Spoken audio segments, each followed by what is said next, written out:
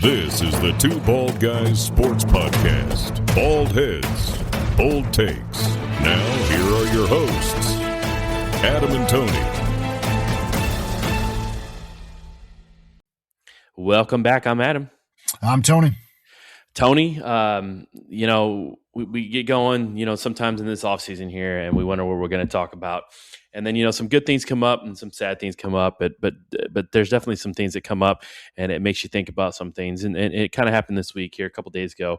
The legendary coach for most notably Notre Dame, Lou Holtz, passed away. And while that is sad, it kind of gives us a time to kind of remember some things. So I remember Lou Holtz, as Notre Dame, and he was really, really good. And we'll get into some of his stats before that. But, he was there for 11 seasons, but he coached for 33. He went around a little bit. So I guess, I remember most with Notre Dame. Obviously, I didn't like Notre Dame growing up in Indiana, so he was kind of a thorn in the side of who I liked. But what's your memory of Lou Holtz growing up? Yeah, I mean, since you and I are fairly close in age, I know you like to pretend that I'm like way older than you. Yeah, right.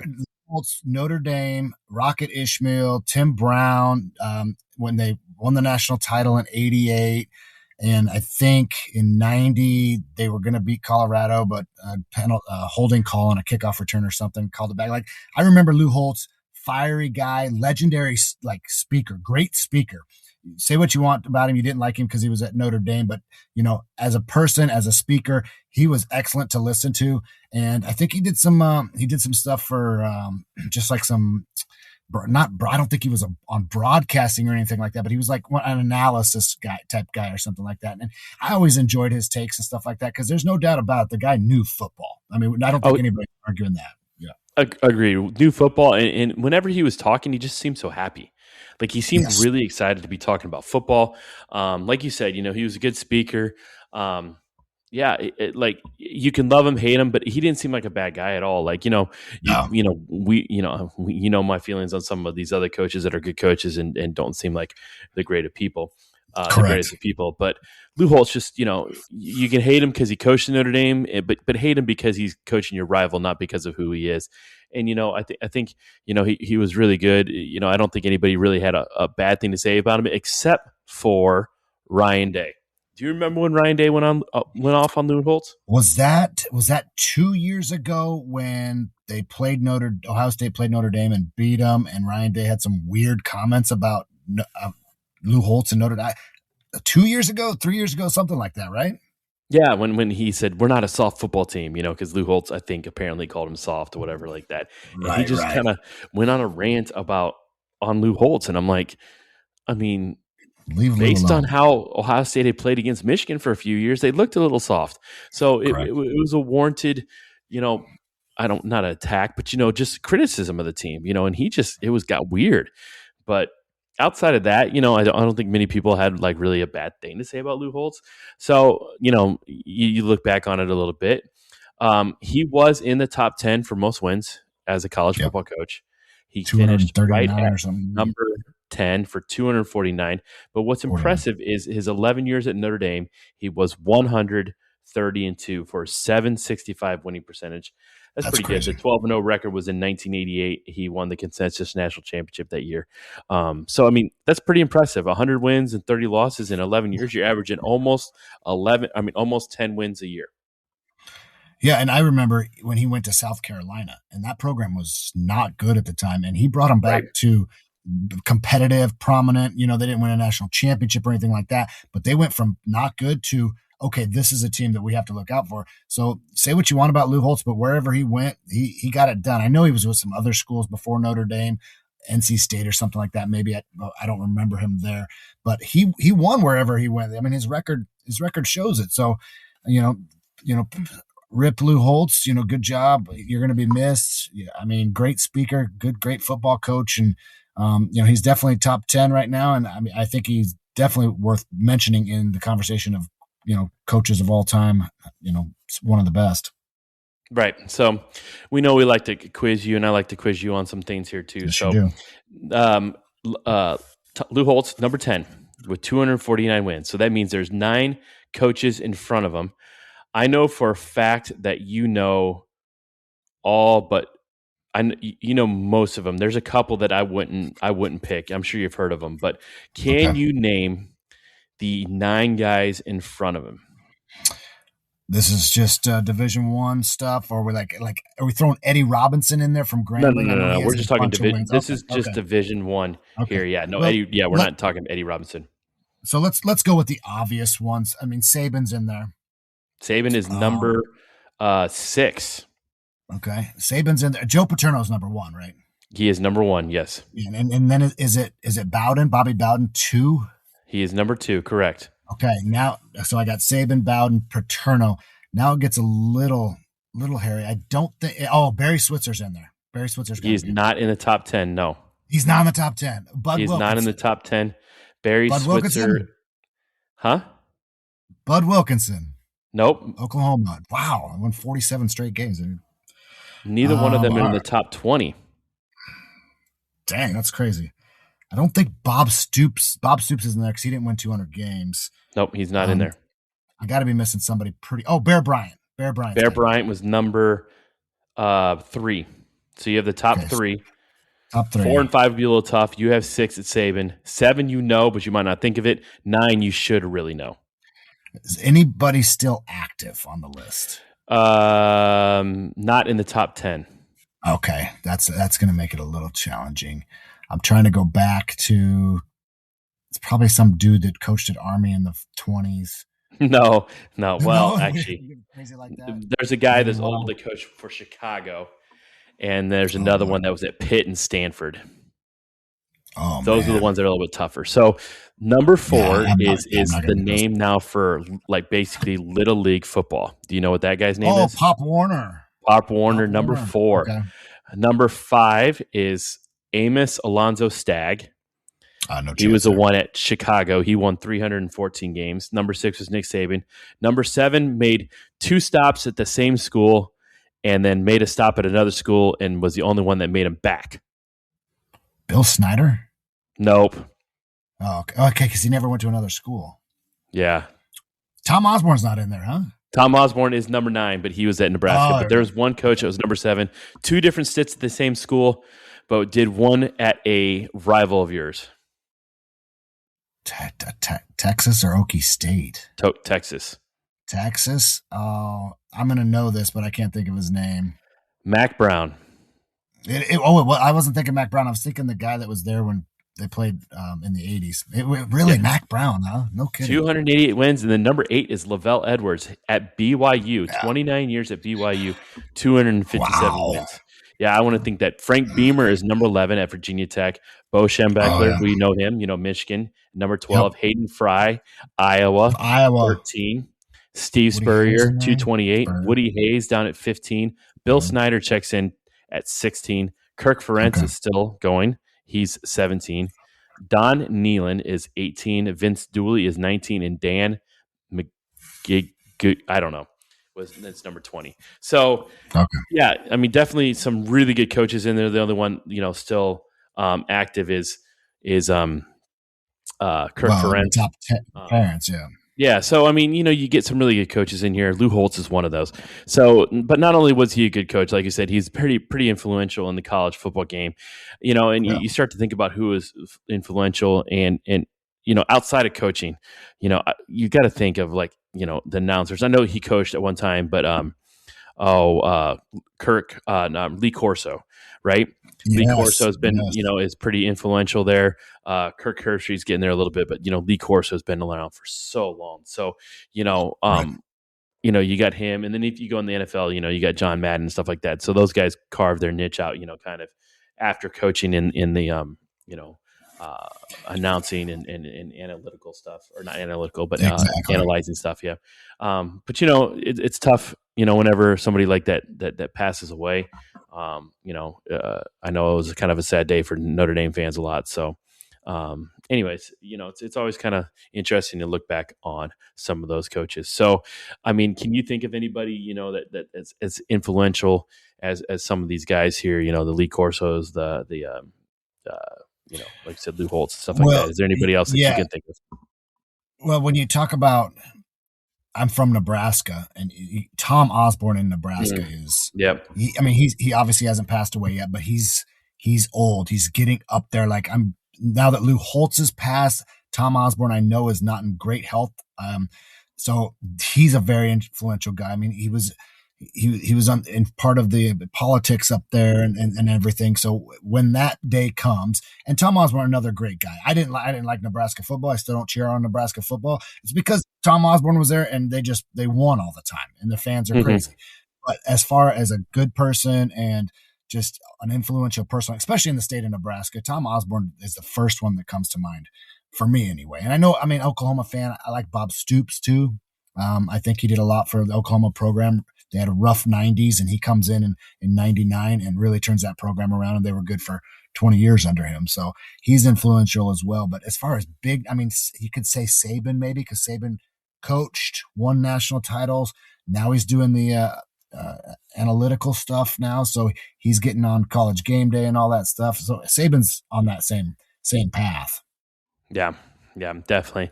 So, sad to see him go. It's kind of, like you said, nice to kind of reminisce back and some of that cool stuff. So, as we talk, it's not really an easy way to transition from somebody passing away, but let's go to things we'd like to talk about too with college football, staying college football, and, go with the hot seat. We talked about it. I know a couple episodes ago, I really, talked about, Sarkisian, if he's going to be in the hot seat, if they don't win a national championship or at least make the playoff. And I think he will. But ESPN has put out their hot seats, and the top hottest of hot seats, number one on ESPN.com is Mike Norvell, Florida State, and then also Luke Fickell of Wisconsin. I think both of those guys are guys that we're surprised have a job right now. So I think that is 100% two guys that are probably about as hot as you can get on your seat there about getting fired. Oh, absolutely. Mike Norvell, I think everybody that we could possibly talk to that knows anything about college football is still surprised that guy has a job. And I think the only reason he's still hanging out there is because Florida State a couple of years ago, they were really good and they should have made the playoffs, and Jordan Travis got hurt and they got left out. But that's the only thing that they have to be hanging on to. They're just waiting for that, next move forward. When's that next team coming around? And it looked like last year they come out and they beat Alabama pretty convincingly, but they just didn't finish the season. So I think this has to be his last year. He has to make the playoff to keep his job. What do you think? Oh, yeah.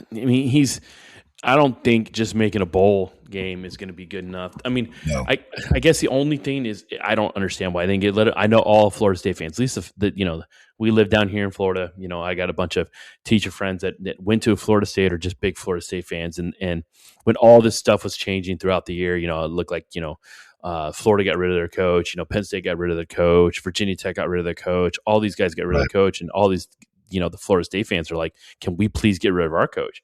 I don't think they dislike him as a person, but his recruiting, it just hasn't been there. And like you said, they won that game against Alabama to begin the year. We're like, okay. They had the Castellanos kid from Boston College, looked like they're going to be good, and then they finished 5-7, missing a bowl game again.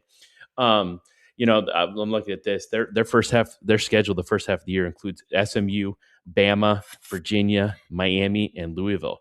That's not an easy start. You can say what you want about the ACC, but that's not an easy start. They need, at the very worst, they need to be competitive in those games. If they're really competitive and they're close, maybe he gets another shot, but he's got to compete for an ACC championship again, this year, but I don't think that's going to happen. So I don't know. He almost seems like a dead man walking, and maybe they just didn't want to pay the money to buy him out. I don't know.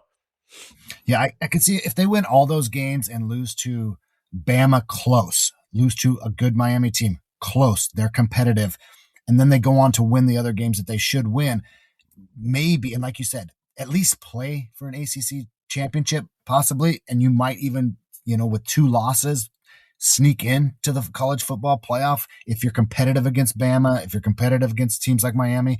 But that is a rough schedule to start because SMU is not an easy win.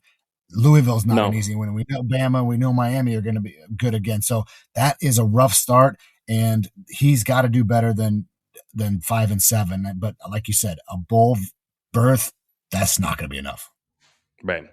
The other one that, like we said, shockingly has a job is Luke Fickell. They played better, towards the end of the year, but it still was bad. Their offense was bad. We talked about this before too. Like, I think he wanted to bring the run and gun or the West Coast offense to Wisconsin, and that's just not what you can do at Wisconsin. Like, you're not getting those type of players to Wisconsin. Like, you're getting the big boys, the offensive linemen that are really, really good, and you've been able to run behind them, and that's been, the things because, let's just be honest, and there's no disrespect to Wisconsin or the University of Wisconsin, but these big guys that are like these top receivers and top quarterbacks, they're not looking at Wisconsin. They're just not right now. They haven't had that prolonged success where you're like, you know what, that's a place I want to go. So they've had to carve their niche with running, and they've done a really good job of that. Great running and great defense, and they've been able to win games, and they don't have that right now. So, I'm looking at this, their schedule, they do not play Indiana, Oregon, Ohio State, or Michigan. So, like, he's missing, like, the top teams in the conference. So this is the year. If he can't win with this schedule in the Big Ten, then, I think he might be out. And I know Wisconsin fans would be very happy if he was gone. Yeah, no, I think you hit it on the head. I think you have to recruit guys that fit that Wisconsin, that Brett Bielema that they had there, and then the athletic director that was there for a little bit before, or the coach that was there before Bielema. I can't remember his name, but it was just pound the ball. They had great offensive line, solid defense, and think of the running backs that have gone through there: Monty Ball, James White, Ron Dane. Like, they've had, I know I'm missing some guys in there, but they had a ton of guys that went through that program that were outstanding running backs. So you can get good running backs, you can get good offensive linemen, and you can get defensive players that will keep you in the football games. And like you said, their schedule this year is set up really nice for them. They do have Notre Dame, but come out, be competitive against Notre Dame, or maybe even fool around and win that game. Who knows? And you can probably keep your job if he can compete, or at least have his name sitting there with Ohio State and Michigan for a possible Big Ten championship berth. But that's the only way. Fickell's gone after this year if they don't look like a 2, maybe 3-loss team. And if they lose to, the majority of their games with that schedule, I don't think it's even close. Right. And the other two that, they have as, the hottest of hot seats is Dave Aranda at Baylor and Mike Locksley at Maryland. Those are two teams. Two schools that, Baylor's had some success. Maryland does really good for like the first half of the year, and then they get into the Big Ten and it gets bad. So, I don't know what you're really expecting at Maryland. So, but they want them to be better. I'm a little surprised he came back too. And Baylor, right. I'm not even gonna lie, I haven't really followed them as much, but they do. They did get DJ Lagway from Florida. I don't know if that's a good thing or not. So we'll see how that goes. But the next ones, it says this: we want this to work. Shane Beamer at South Carolina and Bill O'Brien at Boston College. Listen, Bill O'Brien had his success at Penn State. He parlayed that into an NFL job. It didn't work out in the NFL, and now he's back with Boston College. It did not go well last year. And then Shane Beamer in South Carolina last year was supposed to be their year. They were supposedly this team that should have made the playoffs the year before. We're playing like a playoff team, but they blew some games, and then last year they went 4-8, which is one conference victory. So, I would agree that Beamer is probably he needs to win now, or it could be bad for him there. And Bill O'Brien, I don't know. I can't imagine the expectations are real high for him at Boston College, but maybe it is. Well, I think a couple things. I think if you're at Boston College or a school like that, where you don't year in, year out compete for a conference championship or a playoff spot, you just want to see progress, right? You want to see that your team's getting better. You look at Maryland, and I'm on ESPN. They're getting guys drafted. Like, the recruiting at Maryland seems to be pretty good. So are you telling me that you can recruit NFL level guys, but you can't translate that to wins on the field? Is that a coaching issue? So you're a great recruiter, but you can't get the most out of them on the field. And then Shane Beamer, he has to come out and he has to win, I don't know, 8, 9 games probably this year to keep his job, because I believe Lenore Sellers is coming back. So you got your quarterback. Yep. So you got your quarterback there, and you got a team that has been solid, but you just haven't produced wins. And I know that, your schedule can be rough and all that stuff. You're playing Bama and you're playing Texas and all these teams, but he needs to win 9 plus games this year and at least be in the conversation for a playoff spot and or an SEC championship game berth, because he's kind of in the same boat as Fickle. Like, they have to turn it around right now and be in a conversation as one of the top teams in that conference. Yeah, absolutely. And then the other name, so, we talk about, Sarkisian, but he's obviously done really good, done a good job at Texas. They need to just get over the hump, and people want them to get over the hump. But the other big name that they have on here and they say it's going to cost us because it would cost them a lot to get rid of him, is Lincoln Riley at USC. Like, he left Oklahoma, and everybody joked he was trying to get away from the SEC, and then they joined the Big Ten, and he didn't really get away from what he wanted to get away from. They've had good teams, and they just kind of lose games they shouldn't lose. And do you think he is a little bit on the hot seat, and maybe USC's like, you better win now or else? Yeah, USC is one of those places where they expect to be competing for national titles and making the playoffs. And he's had good teams and he's had good players. And I think he still has a solid team this year. But the problem with Lincoln Riley, it's the same problem that he had at Oklahoma, is he is so good on the offensive side of things, not just recruiting, but he does great with quarterbacks. They can score points. They cannot play defense. USC doesn't play defense. Oklahoma if had any sort of defense when Kyler Murray and Baker Mayfield were there, they would probably competed for a national title. But I don't know what happens on the defensive side of things when he's coaching, but he either doesn't know enough about defense or get a good D coordinator in there to get guys, or he just ignores it completely, because if they have any remnants of a defense at all, USC would be extremely dangerous, because their offense is going to have a good quarterback, solid line. He can draw up plays. So is he a good coach? Yes. Can he recruit? Offense? Yes. But as a head coach, he cannot put the other half of the team together. So maybe he's just better off as an offensive coordinator. Yeah, I think so. Like he's done a really good job. Obviously, like you said, he can recruit and do all this stuff, but they're not winning. So they're not winning enough. So I mean, I think USC, like whether you like it or not, they want wins, and they want to compete at the highest level. They haven't in a while, and he was supposed to bring it to them, and he really hasn't yet. So yeah, I think he needs to do it, and he needs to do it quick, because if he doesn't, it could get really uncomfortable there at USC for him. So I think of the big names, I think it's definitely him and Sarkisian that are kind of, and I know Sarkisian sounds a little bit weird, but listen, could he be a little bit of his success, like a victim of his success, where they're doing well, but now they really expect more? It's the same thing with Dabo. I don't think Clemson ever really gets rid of Dabo. I mean, that's another name to throw out there, but is it getting to a point where Dabo's finally going to have enough of it and be like, you know what, I've done what I can at Clemson. It could be the thing, kind of like Mike Tomlin in Pittsburgh for the Steelers, where you're like, you're really, really good, but you're not getting over that hump anymore. And, could it be better for Dabo to go somewhere else? Because Dabo's definitely going to want, if it doesn't work out at Clemson or he wants to leave, he's going to want to go somewhere else to prove that he can do it somewhere else too. So correct. And Sarkisian would get another chance too. I think Lincoln Riley would get another chance. Like somebody would take a chance on him. There's not going to be a lack of jobs for those three guys if they were to leave their schools. Oh, absolutely. I mean, if Lincoln Riley is out this year, I mean, you can look at the other schools that are possibly losing coaches that we just talked about. Let's say Shane Beamer's out, or Dave Aranda's out, or Luke Fickle's out, or Mike Norvell's out.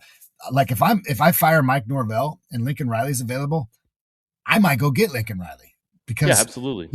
I mean, because Florida State usually has a better defense than USC at least, and he can bring some quarterbacks and put some playmakers with him and turn Florida State around pretty quick. So like you said, I don't think Lincoln Riley, out of a job for a long period of time. And there's going to be coaches that are going to get fired and move around. And Lincoln Riley always has an offensive coordinator spot open to him as well. I know it probably doesn't pay as much, but like you said, he's going to get paid. He's going to get paid real well if USC has to get rid of him. So absolutely, those guys are fine.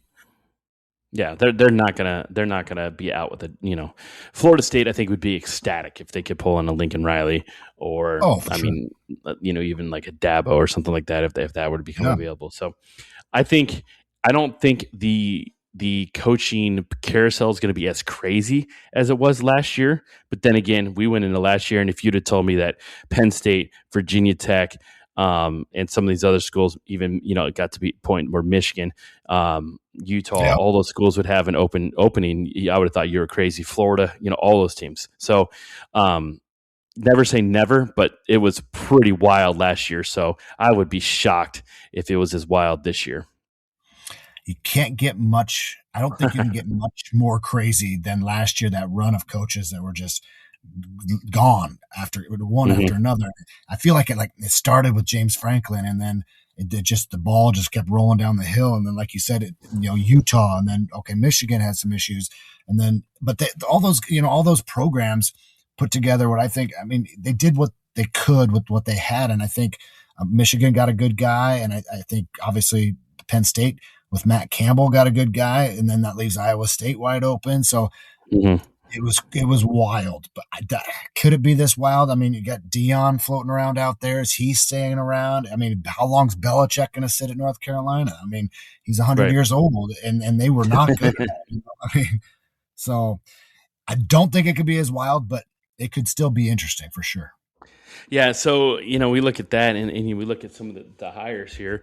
I think, obviously, Virginia Tech has got to be very, very ecstatic with getting James Franklin. You can say what you want about James Franklin not winning the big games, but outside of the Michael Vick years, Virginia Tech hasn't been, Beamer did a really, really good job at Virginia Tech. Don't get me wrong. That was a nobody team. And then he did a great job. But I think, after their lean years here, they have to be ecstatic, with James Franklin, a guy that was able to bring in a talent that he did at Penn State. They got to be happy. I think Penn State, has got to be really, really happy with Matt Campbell. I knew I wanted him at Michigan if they would, if they would have fired more, about a week earlier. Right. I think, but at Michigan, I'm really happy with Kyle Whittingham, old Utah coach there. So I think you got three schools that have to be really, really happy with who they ended up with in Virginia Tech, Penn State, and Michigan. And then you get, some of these other schools like Florida and stuff, and they decided they just wanted to take everybody from the Conference USA or the Sun Belt. Right. So Florida's seen this before when they got Billy Napier's. Will it work this year? And I can't even remember which guy they got, but will that work? But they're a little bit, they're proven in the mid majors, but will they be able to work in the in the Power Four? So it's going to be really interesting to see how these new coaches go in this next year. And I think it's one of the bigger things we'll be able to talk about, it comes as the season starts to roll around. Yeah, I'm curious. James Franklin, like you said, is not going to have a whole lot of issue. He recruits good. I think Virginia Tech is a perfect place for him. I think what he did at Vandy is impressive for Vanderbilt. And then he went to Penn State, and I think maybe he might have been over his head just a little bit. I know that might sound a little crazy, but Penn State is like top tier program. He might have just been over his head a little bit. He had success. He just couldn't beat the big dogs, Michigan and Ohio State, and go anywhere with that. But I think Virginia Tech's a great fit with him. ACC is not as strong as the Big Ten. He can do some damage over there. He's bringing in recruits. He's going to get recruits. He can coach them up. Matt Campbell's the one that concerns me a little bit. He went from Iowa State, lowly Iowa State, brought them up to being very competitive, but now he's at Penn State. He made a huge jump. I think he's a great coach, but he's going to need a couple years. I hope they give him a couple years to get things going up there, because that's super tough to go to Penn State after, Franklin took probably several players from Penn State, and I know Campbell took guys from Iowa State, but it's just not quite the same. So give Campbell a couple years. I think he's going to be okay. That's a big jump for him, but I think James Franklin's going to be fantastic. And as far as the Florida coach, didn't he come from Tulane or something like that? Yeah, I think so. Yeah. He had or something like that. Yeah. Yeah. He had success there. He had success there, but we'll see what he does in Florida. Yeah. And on the flip side, some of those mid majors, they just got to be like, I guess it is what it is. It's like the NIL for college player. I mean, for the players, they play really well at that level and they're gone. Coaches coach really level, they're gone. Yep. The one team that I think, has really got to be like just is Iowa State. I mean, they went from nothing, absolutely nothing, to having Matt Campbell. He got them, to be, a Big 12, Competitive. contender every year. And then he took like half the team with him. So, it's going to be interesting to see how much of a step back Iowa State takes here in this next year or two without Campbell there. Yeah, it's going to be rough in Ames, I think, for a year at least. I don't even know. I'm trying to look up they got this Jimmy Rogers guy. I think he was at Washington State. So he came from a decent, a bigger school, not crazy, but but they lost so many players that he took out there. And I know recruiting and transfer portal stuff probably didn't go Iowa State's way. So this upcoming season for Iowa State's going to be really rough. But, with transfer portal and NIL stuff, a couple of 2 or 3 guys can really, really change things around for you. So who knows? Who knows what he'll do out there? But it'll be interesting to see what Matt Campbell does at Penn State. But like I said, I don't think it's going to happen this year for him. I think he's going to need 2, maybe even that 3rd year. Yeah, absolutely. So it'll be interesting to see. And like I said, Iowa State, we'll see how that goes along the way for them. It's going to be a rough year. All right. So obviously it's going to give us a bunch of stuff to talk about as we get closer to this season, but let's hop over to the NFL. The new league year, it's always one of those weird things, starts, I think in a week, but we've already had, trades that have been completed, but they don't actually be completed until the league year starts, and then free agency is gonna it's gonna start, and you're gonna be like, wait a minute, I didn't think you could tamper with players because there's gonna be 100 players that sign like at 12:01. But most recently, my Bears. This is Thursday. Apparently, they're trading DJ Moore to the Bills. Gives Josh Allen a guy that could be a number 1 receiver, but it frees up some space for the Bears. And we talked about this, and I've joked I might have even manifested this. It looks like it might have freed up some space for the Bears to possibly go after Max Crosby. And I was talking to another Bears fan here recently, and we said the same thing. Like if it's a number 1 that they want, if the Raiders want a number 1 pick, I would do it. Max Crosby is a proven player. We've talked about this, and a number 1 pick right now, and where they're at in the draft isn't proven at all. So I say do it. You're clearing up the space. They're the favorite now, betting favorite to get Crosby. I think you have to go do it. Go do it, because I know the Lions have called about him. You do not want Max Crosby on the other side of Aiden Hutchinson in Detroit. You need to get him so you can have him on the opposite side of Montez Sweat and really hit this window that we talked about. Yeah, when you sent me that, I laughed, but I cried, and I was mad. And I was, happy for Mac, but it was crazy because literally last week we talked about Max going to the Bears, and it looks like it might happen. But like you said, man, if he goes to the Lions, him and Aiden Hutchinson, you have to deal with that twice a year as a Bears fan. That's going to be rough. But the DJ Moore trade, I'm a little surprised, because that takes a weapon away from Caleb Williams. And I know your tight end's solid, and I know you got Roma Dunze there, but DJ Moore is basically your guy, and you got a good stable of running backs there as well. But you're going to get a 2nd round pick. I think you can pick up a decent wide receiver as a 2nd round pick. And who knows, free agency wise, you might pick somebody up as well. But I think the Bears came out ahead in this deal with DJ Moore and a 5th round pick for a 2nd round pick. I mean, like you said, if they pull Max Crosby as well, wow, Bears might have locked up the best free agents deal for the season. Yeah, absolutely. I mean, so here's where I'm at with DJ Moore. So the Bears, have Roma Dunze. He got hurt a little bit last year, but he really started to break out. They have Luther Burden III, who was really good. Obviously, Colson loved and broke out, and he was really good. It looks like he was a home run pick. And then Cole Kmet as a backup guy, and then you get your 2 running backs.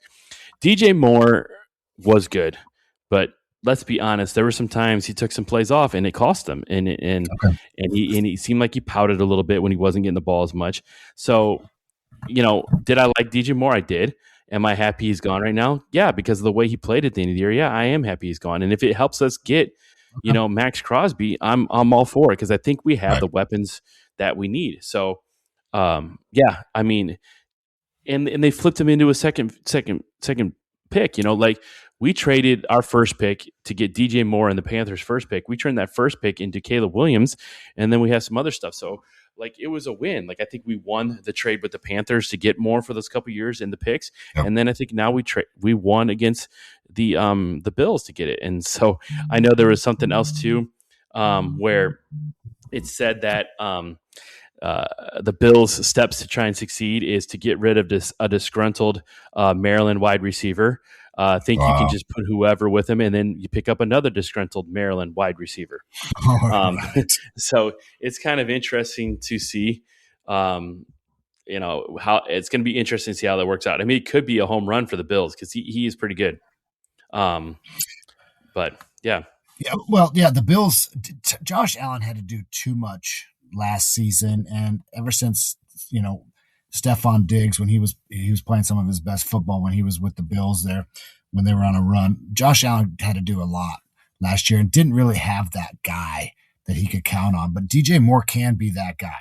So DJ Moore is not going to a bad football team either. So let's be honest, he's going to go to a team that's going to compete to play in the AFC Championship game, and he's got to be happy about that. So he's not going to a bad team. So it kind of works out for everybody. And like you said, if they can pull Max Crosby out of this, huge. I just want to see what my Raiders can get for Max, Yeah, I mean, it'll be interesting to see, how much the Bears do give away if they want to. I'm just hoping, like you said, I don't want them to go to the Lions. I really don't want them to go to the Cowboys. Just bring them to the Bears.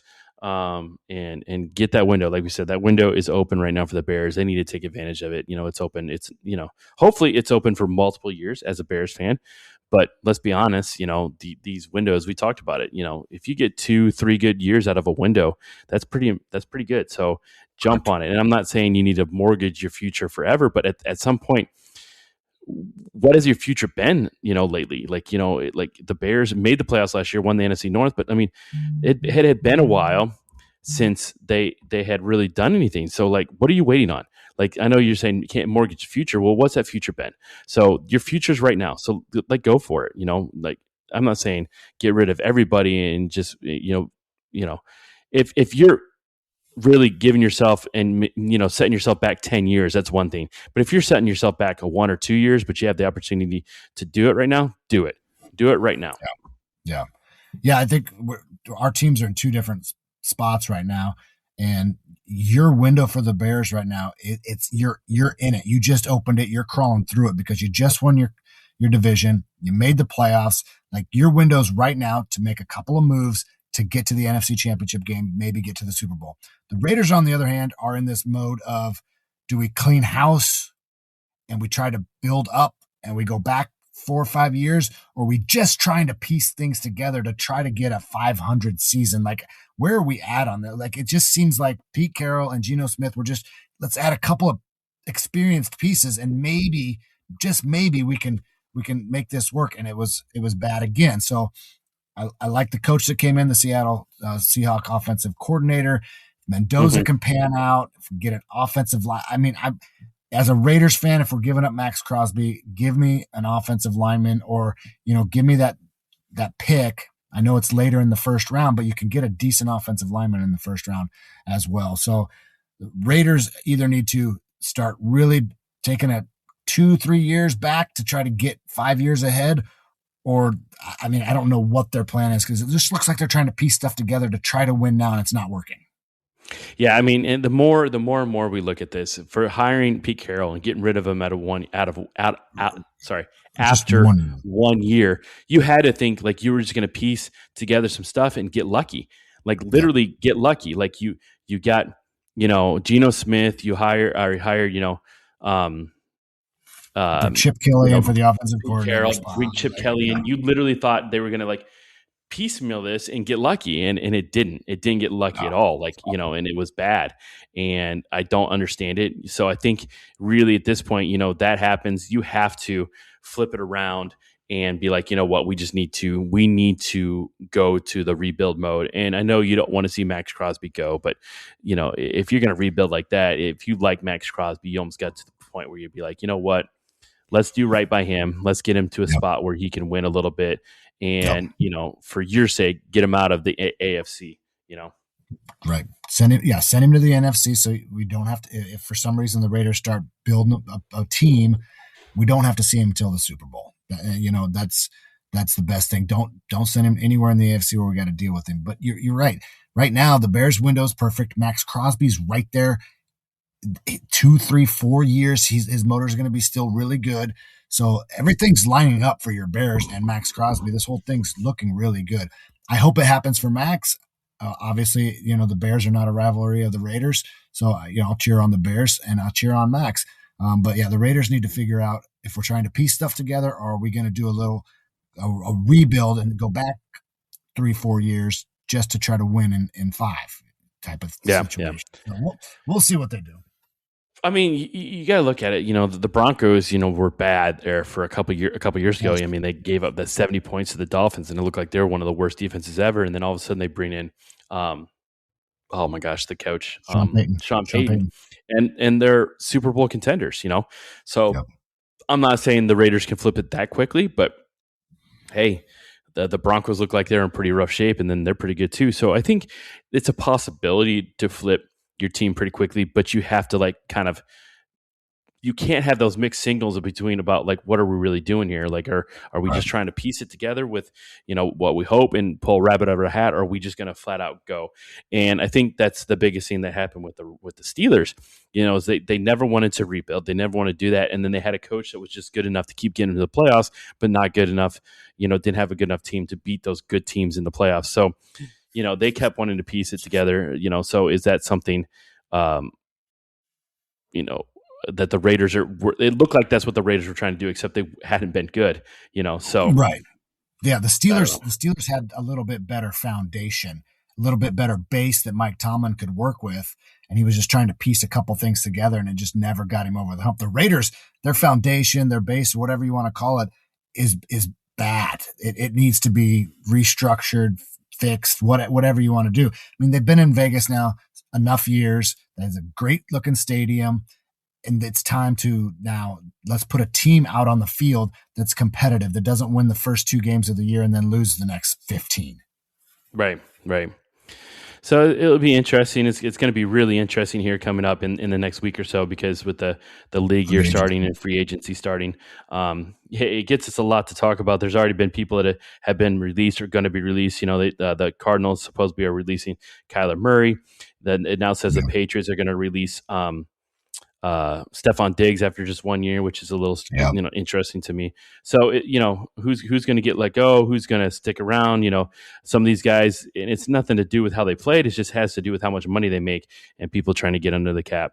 So all that stuff's coming up here. We got it, you know, we're like I think about a week before that all starts, and it's going to give us a ton of stuff to talk about, and you know, we'll see which direction some of these teams are really going to go. Yeah, it's gonna be interesting, because, like you said, it's gonna go from not a lot going on to literally overnight. It's just gonna be mayhem for a little bit, and then it'll all come back down a little bit until the draft comes up. So I'm excited to see what moves happen and see if my Raiders can do anything, and maybe set themselves up to possibly get somewhat of a decent season out of them. That's all I'm hoping for. Yeah, I mean, by the time next week that Max Crosby might be on another team, so you know, next week you come back and maybe I'll be celebrating the fact that Crosby's on the Bears. I hope, at least. So, but yeah, free agency comes up soon, and like I said, it's going to be a lot going on here soon. But like we always do, we're going to come back each week. We'll have something new to talk about. I hope you guys keep listening. We'll come back next week. Until then, I'm Adam. I'm Tony. Thanks for listening. You have been listening to the Two Bald Guys Sports Podcast with Adam and Tony. Don't forget to check out our partnership with Happy Nuts.